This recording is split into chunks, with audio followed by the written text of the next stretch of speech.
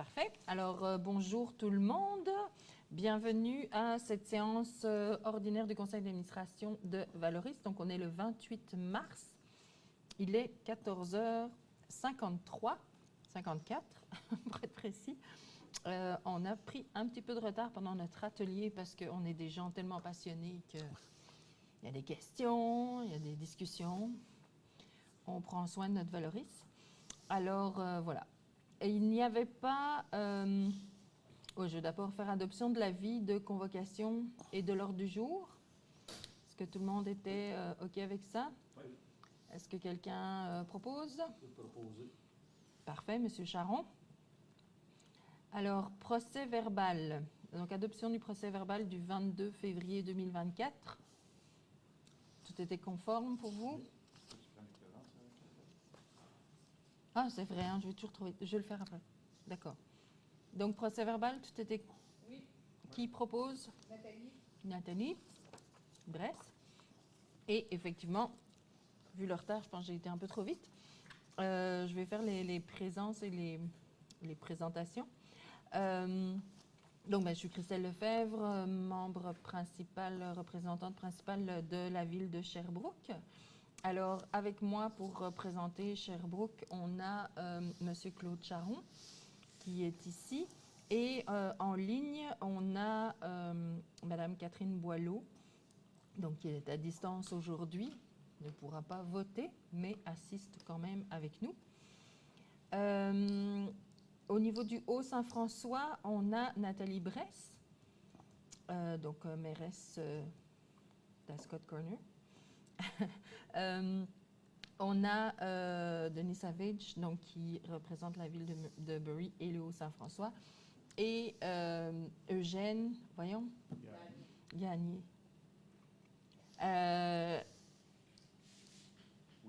De Whedon, c'est ça. Voilà. Mais représentant du Haut-Saint-François. Pour nous accompagner aussi au niveau administratif, on a aujourd'hui Patrice Charbonneau qui nous accompagne donc au niveau qui fait partie du bureau de l'environnement de la ville de Sherbrooke. Et évidemment, on a l'équipe de Valoris qui est présente. Alors Jean-Jacques Caron, directeur général de Valoris. Louis Longchamp qui va arriver.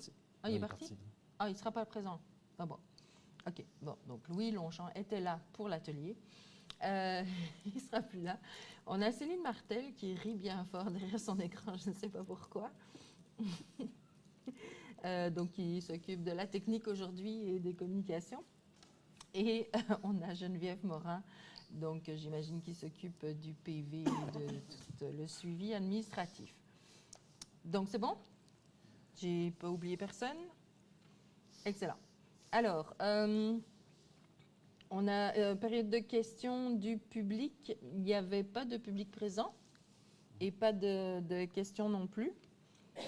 Donc, on va passer directement au prochain point. Alors, au niveau des finances, liste d'échecs émis du 16 février au 15 mars.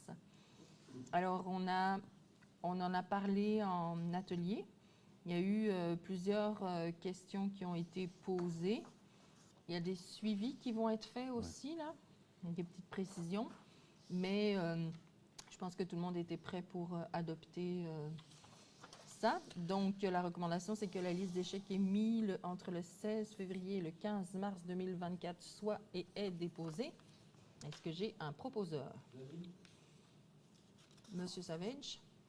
C'est bon? Oui. OK. J'attendais le OK. Parfait. Alors, les contrats. Liste des contrats comportant une dépense de 25 000 $ et plus adjugée par Valoris durant le mois de février. Alors, là aussi, est-ce qu'il y avait eu des questions? Je ne me rappelle plus sur les contrats. Je pense que oui. Hein? Mais elles ont été toutes répondues. Donc, ben voyons. Ben, je vais revenir après. Donc, pour la liste des contrats, ah ben oui, j'allais lire la recommandation du budget.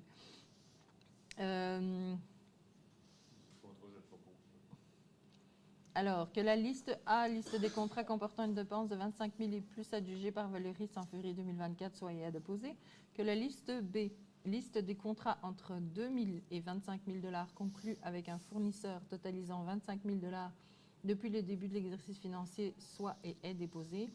Et que la liste C, liste des contrats entre 2 000 et 25 000 conclus avec un fournisseur ayant atteint 25 000 au cours du mois précédent en 2024, soit et est déposé.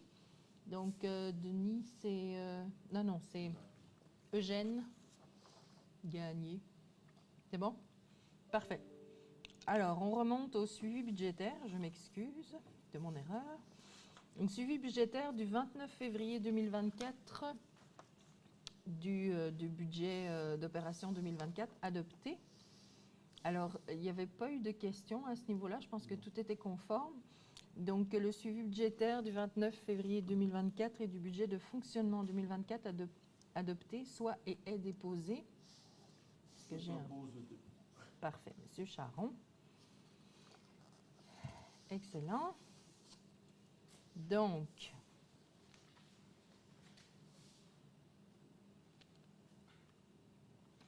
j'arrive avec mes papiers. Ben, en fait, avec pas mes papiers, avec mon écran. Oui, on est au règlement d'emprunt. Donc, dépôt du règlement numéro 25-1, modification de la filière de traitement des eaux et de lixivation. Est-ce que, Jean-Jacques, tu voulais donner un petit mot là-dessus? Bien sûr. C'est un règlement d'emprunt qui va être adopté pour financer la construction ou l'aménagement de la nouvelle installation de traitement des eaux. C'est le règlement 25.1 qui va amender le règlement 25 qui avait été passé il y a plusieurs années, mais qui était insuffisant pour couvrir l'entièreté des travaux de construction de la nouvelle usine, estimée au maximum 22 millions de dollars, puis qui est séparé là, en 4 tranches de remboursement, là, dont une est échelonnée sur 40 ans, une autre sur 25 ans, une troisième sur 20 ans et la dernière là, sur 15 ans. Parfait. Ouais, donc, c'est les dernières décisions qui avaient été prises. Et donc, c'est un montant de 22 millions, mais on s'est assuré d'avoir les sommes, mais on travaille fort pour que ce soit beaucoup moins que ça. Donc, après mention de l'objet, je lis la recommandation, après mention de l'objet, du mode de financement et du mode de paiement et de remboursement du règlement, considérant que Mme Nathalie Bress a donné l'avis de règlement numéro 25-1 et a déposé le projet de ce règlement le 22 février 2024, conformément à l'article 356 de la loi sur les cités et villes. Donc, que le règlement numéro 25-1 soit adopté, enregistré et copié au livre des règlements de la Régie, sous le numéro 25-1, qu'il soit revêtu du sceau de la Régie, signé par le président du Conseil et le secrétaire est déposé sous la garde de ce dernier. C'est formel, là, pas à peu près. Hein? Alors, est-ce que j'ai un proposeur? Nathalie. Parfait. Et donc, on a un avis de motion de modification du règlement numéro 24 et du dépôt de projet de règlement numéro 24-1, donc une modification aussi. Je peux y aller. Ce règlement 24, c'est une fermeture du règlement pour financer l'aménagement de la cellule 7 qui est terminée, ainsi que des équipements connexes. La modification qu'on a faite par rapport au règlement 24, le montant est le même, c'est 6 650 000, sauf qu'on sépare en 2 tranches l'amortissement. C'est les changements qu'on a faits. Maintenant, on va avoir un amortissement pour la cellule 7 de 6 ans, comparativement à 5 ans auparavant. Puis, pour les infrastructures connexes, on demande un amortissement de 40 ans, comparativement à 20 ans auparavant. Fait que le MAM nous demande de faire le processus d'approbation du règlement avant la fermeture, compte tenu des 2 changements qu'on a faits. Parfait. Donc, c'est un premier avis. Est-ce que qui proposeur? Nathalie, parfait. Est-ce que je le lis ou tu le lis? Est-ce qu'ils vont l'entendre si c'est moi qui le lis? Ah, peut-être pas, hein. C'est peut-être mieux, effectivement. Ouais. Alors, je vais mettre Nathalie Bresse, membre du conseil d'administration, donne l'avis suivant. Prenez avis qu'à une prochaine séance du conseil d'administration sera présenté pour étude et adoption le règlement numéro 24-1 décrétant des dépenses en immobilisation et un emprunt au montant de 6 650 000 $ pour des travaux de construction d'une nouvelle cellule d'enfouissement des déchets ultime numéro 7 et de la...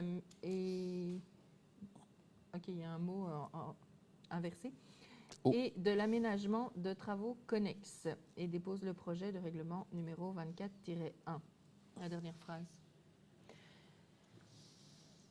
Parfait. Donc, on se souvient quand même que la cellule numéro 7 est déjà construite. Tout à fait. C'est vraiment pour le règlement d'emprunt qu'on fait cette modification.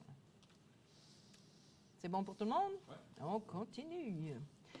Alors, infrastructure, lieu d'enfouissement technique. Alors, on a les tonnages de matières résiduelles, donc mensuel février 2024, cumulatif 2023. Donc, on sait qu'on est toujours un mois après. Ben, en fait, c'est les données du mois d'avant. C'est plutôt ça. Donc, je ne sais pas s'il y avait des commentaires par rapport à ça. On en a discuté en atelier parce qu'on a un projet là en cours qui fait que on a des ajustements de lecture à faire sur les pourcentages, etc. Puisqu'il y a une partie des matières qui est déviée, donc qui ne va pas à l'enfouissement. Donc, c'est très bien parce que c'est nos objectifs d'enfouir le moins possible. Donc, voilà. Alors, que le bilan mensuel et cumulatif du 29 février 2024 du tonnage des matières résiduelles acheminées au site Bury soit et est déposé. Est-ce que j'ai un proposeur? Monsieur Savage, merci. 9.1.2, achat d'un portail de détection de la radioactivité. Alors, ça fait presque peur hein, de lire ça.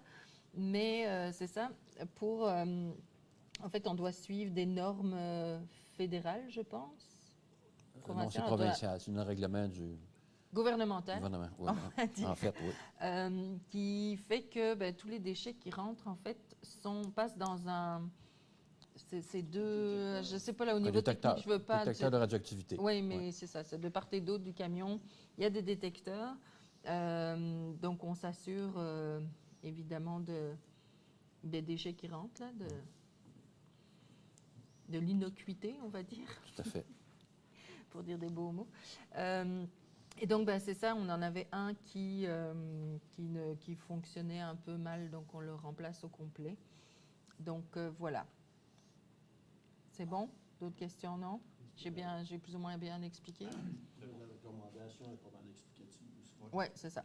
Considérant l'obligation réglementaire d'effectuer une détection de la radioactivité à l'entrée du site, considérant que le système actuel fonctionne bien et que l'opération des deux technologies différentes est complexe et plus chère, considérant que le montant du contrat au moment de l'adjudication est de 49 250 $ taxes en su, il est résolu que Valoris octroie le contrat d'acquisition d'un portail de radioactivité à l'entreprise QNDE pour un montant total de 49 250 taxes en su. Donc, effectivement, QNDE est une entreprise avec qui on fait déjà affaire sur l'autre balance. Donc, c'était plus facile et plus économique d'avoir le même fournisseur pour les deux. Je peux proposer. Parfait. Donc, merci, M. Charon. Alors, donc on est rendu au 9.1.3, octroi du mandat pour le projet de reboisement de la compensation de l'aménagement de la cellule 7. Alors, j'explique ou tu expliques? Je peux y aller si tu veux. Vas-y. Okay. Lorsqu'on a construit la cellule 7, il a fallu déboiser parce que le terrain dédié pour les futures cellules est un terrain boisé. On a pris un engagement et le ministère l'a mis dans ses exigences, là, de reboiser la même superficie sur un terrain qui est à l'extérieur.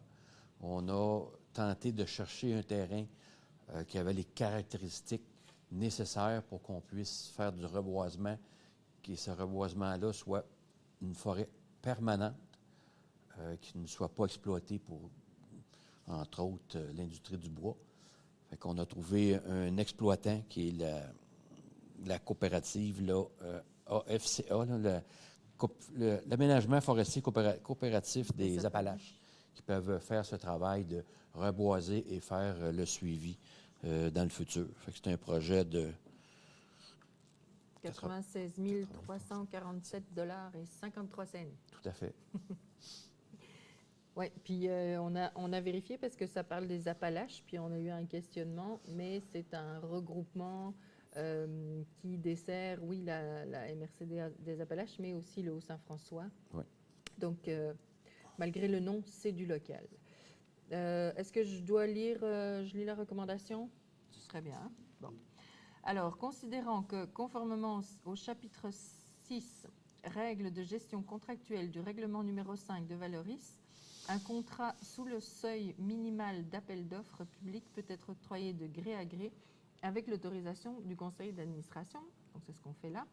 Considérant que le décret 627-022 du 30 mars 2022 comporte une condition pour la compensation des pertes de superficie boisée, considérant que Aménagement forestier coopératif des Appalaches a soumis un projet respectant tous les critères de la condition du décret, considérant que le montant du projet de compensation est de 96 347 et 53 cents taxant su, il est résolu que Valoris octroie le contrat pour le projet de compensation de perte de superficie boisée pour la cellule 7 à Aménagement forestier coopératif des Appalaches pour un montant de 96 347 $ et 53 sous, taxes en su, conformément aux documents conservés aux archives de la régie.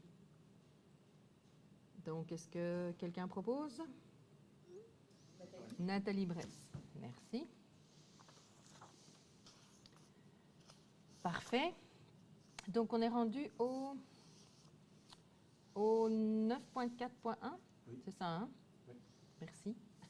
Approbation de la disposition de la biomasse urbaine chez Kruger, projet démonstration Cribic. Alors, peut-être Jean-Jacques, si tu veux donner Oui, je peux dire y un aller. petit mot. C'est un projet de démonstration qui a été amorcé avec Kruger.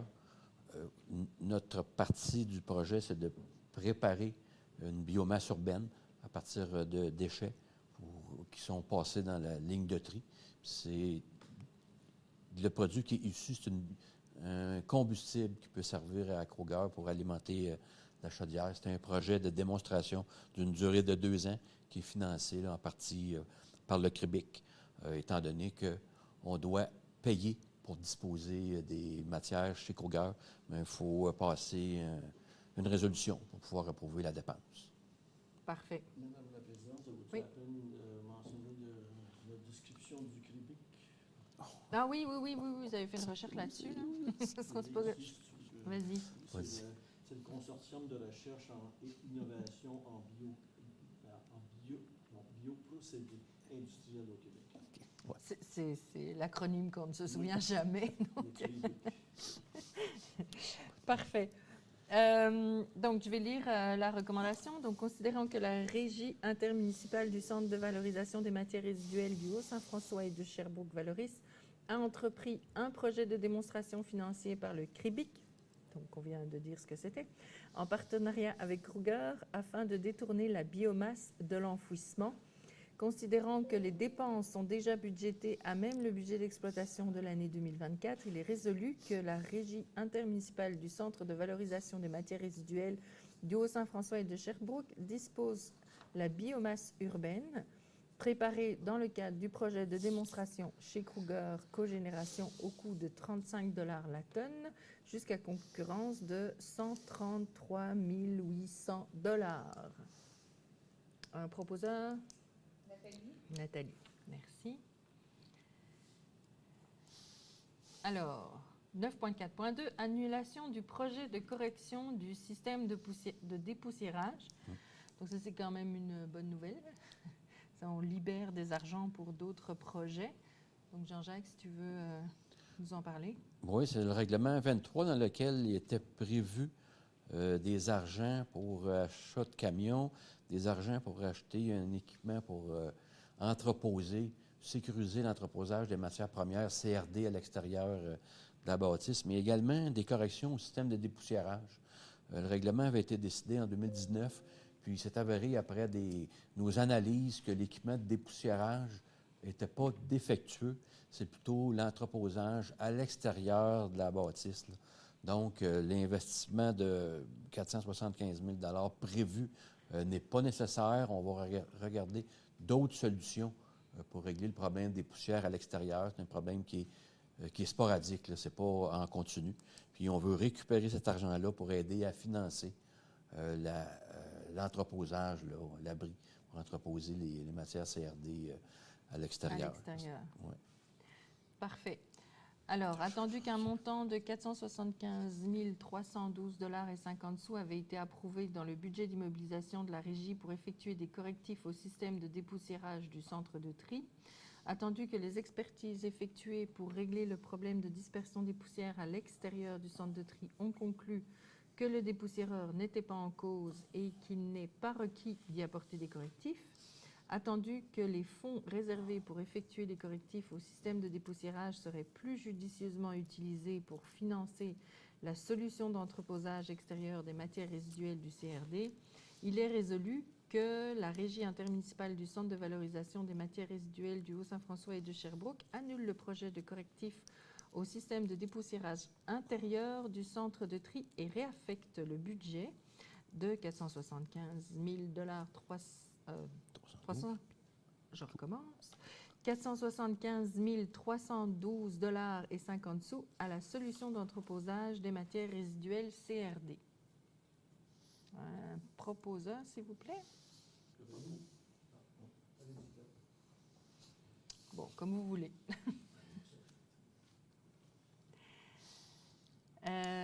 Parfait. J'imagine que moi je peux pas proposer ou étant donné que j'ai pas le droit de voter, ça Et vient voilà. avec, c'est ça? Exact. OK, c'est bon. Mais c'est bien, comme ça, on a entendu ta voix quand même un peu. On sait que tu es là. Bon, j'en étais où? Oui. Donc, au centre de transfert, 9.5.1, adjudication de l'appel d'offres simplifié numéro AO 2024-02, service professionnel ingénierie centre de transfert. Donc, c'est dans toute l'évolution du centre de transfert. Veux-tu expliquer?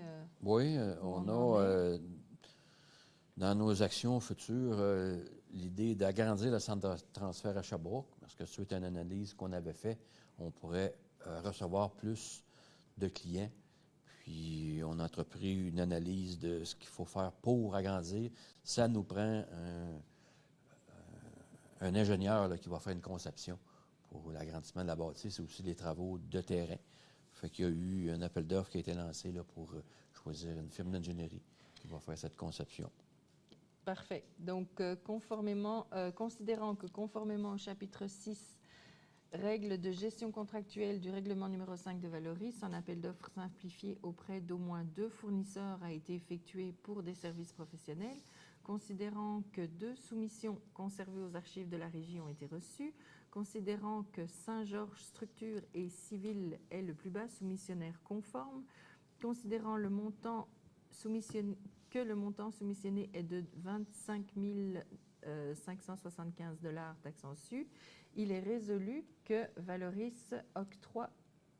Ah, et la lumière s'éteint encore. Bon. Donc, ça m'a perturbé. Que Valoris octroie le contrat pour l'appel d'offres simplifié AO 2024-02, service professionnel en ingénierie pour l'agrandissement du centre de transfert de Valoris à Saint-Georges Structure et Civil pour un montant de 29 575 $, taxes en su, conformément aux documents contractuels conservés aux archives de la Régie. Qui propose? Monsieur Savage. Parfait. Alors, nous sommes rendus au règlement. Il n'y en a pas chaque fois, mais là, on en a deux. Alors, on a un dépôt de règlement. Donc, dépôt de règlement numéro 5-12, modifiant le règlement numéro 5 de la régie intermunicipale du Centre de valorisation des matières résiduelles du Haut-Saint-François et de Sherbrooke. Donc, il y a eu des petites modifications, surtout, oui, c'est ça, au niveau des tarifs. Donc, à partir du 1er mai, il y a des tarifs qui changent, là. Et on a dit tantôt qu'éventuellement, il faudrait avertir certains clients, ce qui est déjà fait en partie, mais qui va se poursuivre. Et donc, on n'énumérera pas toutes les modifications et tout ça, mais vous pourrez trouver le règlement complet. Je vais éternuer, excusez-moi. Ça, c'est vraiment embêtant. Donc, il sera sur le site de Valoris à partir de la semaine prochaine, donc avec tous les documents qui sont reliés à ce conseil d'administration. Est-ce qu'il y avait autre chose à dire? Non, je ne penserais pas. Hein? Donc, je vais lire la recommandation. Après mention de l'objet du règlement par le directeur général, considérant que le délégué Denis Savage a donné l'avis de règlement numéro 5-12 et a déposé le projet de ce règlement le 22 février 2024, conformément à l'article 356 de la loi sur les cités et villes, que le règlement numéro 5-12 soit adopté, enregistré et copié au livre des règlements de la régie sous le numéro 5-12, qu'il soit revêtu du sceau de la régie, signé par le président du conseil, là ça dit présidente, mais c'est plus moi, donc voilà, et le directeur général est déposé sous la garde de ce dernier. Un proposeur, proposeuse, Nathalie. Parfait. Et on a un avis de règlement et dépôt de projet de règlement numéro 5-13, cette fois, modifiant le règlement numéro 5 de la régie intermunicipale du Centre de valorisation des matières résiduelles du Haut-Saint-François et de Sherbrooke. Donc là aussi, on n'énumérera pas tous les détails, mais il n'y a pas de changements fondamentaux. C'est des formulations qui vont nous faciliter la vie et éviter qu'on revienne trop souvent remettre à jour les règlements. Donc, j'ai besoin de quelqu'un qui donne l'avis. Monsieur Savage, est-ce que vous voulez le lire ou je le lis? OK. Bon. Le délégué Denis Savage donne l'avis suivant. Prenez avis qu'à une prochaine séance du conseil d'administration sera présenté pour étude et adoption le règlement numéro 5.13, modifiant le règlement numéro 5 de la régie intermunicipale du Centre de valorisation des matières résiduelles du Haut-Saint-François et de Sherbrooke, de manière à modifier certains tarifs pour le site de Bury de la régie, et dépose le projet de règlement numéro 5-13. C'est bon? Parfait. Alors ça, à moins qu'il y ait des choses dans l'affaire nouvelle ou des commentaires, des questions. Donc, ça mettrait fin à notre rencontre de conseil d'administration. Merci à tout le monde d'avoir participé. Et donc, notre prochaine assemblée régulière sera le jeudi 25 février à... Avril. Ben voyons. Où j'ai été chercher février? Je suis en train de le lire et je dis février en voyant avril. Bon, on va aller se reposer demain. Donc, le 25 avril 2024, à 12h30 pour nous, l'atelier, et à 14h30 pour le conseil d'administration. Donc, on vous rappelle que si vous avez des questions, vous pouvez venir nous voir ou nous envoyer les questions par courriel en passant par le site de Valoris. On est bien ouvert à avoir de la visite. Donc, voilà. Alors, merci à tout le monde et joyeuse Pâques. Merci.